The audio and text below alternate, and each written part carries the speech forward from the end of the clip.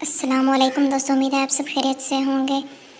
جیسا کہ آپ جانتے ہیں ہم پڑھ رہے ہیں صحیح بخاری کا حدیث۔ ہمارا ٹاپک ہے علم کا بیان، اور آج ہم پڑھ رہے ہیں حدیث نمبر 125۔ بسم اللہ الرحمن الرحیم۔ اللہ تعالیٰ کے اس فرمان کی تشریح میں کہ تمہیں تھوڑا علم دیا گیا ہے۔ ہم سے قیس بن حفص نے بیان کیا، ان سے عبد الواحد نے، ان سے اعمش سلیمان بن مہران نے ابراہیم کے واسطے سے بیان کیا، انہوں نے علقمہ سے نقل کیا، انہوں نے عبداللہ بن مسعود رضی اللہ تعالیٰ عنہ سے روایت کیا۔ وہ کہتے ہیں کہ ایک مرتبہ میں رسول کریم صلی اللہ علیہ وآلہ وسلم کے ساتھ مدینہ کے کھنڈرات میں چل رہا تھا اور کھجور کی گر رہے تھے، تو کچھ یہودیوں کا وہاں سے گزر ہوا۔ ان میں سے ایک نے دوسرے سے کہا کہ آپ سے روح کے بارے میں کچھ پوچھوں؟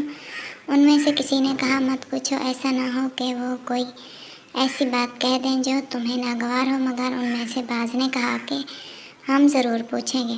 پھر ایک شخص نے کھڑے ہو کر کہا، اے ابو القاسم، روح کیا چیز ہے؟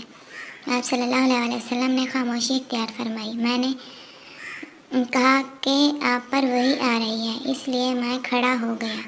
جب آپ صلی اللہ علیہ وسلم سے یہ کیفیت دور ہو گئی تو آپ صلی اللہ علیہ وسلم نے یہ آیت جو اس وقت نازل ہوئی تھی تلاوت فرمائی۔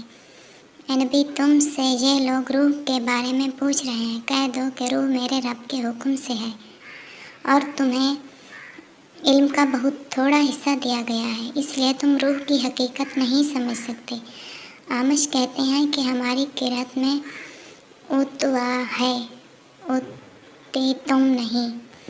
آج کی ہماری یہ ویڈیو یہاں پر ختم ہوتی ہے۔ ویڈیو پسند آئی ہے تو لائک ضرور کر دینا، اور چینل پر نئے آئے ہیں تو چینل کو سبسکرائب کر دیں تاکہ اسلامی کتابوں کی تمام ویڈیوز آپ تک پہنچتی رہیں۔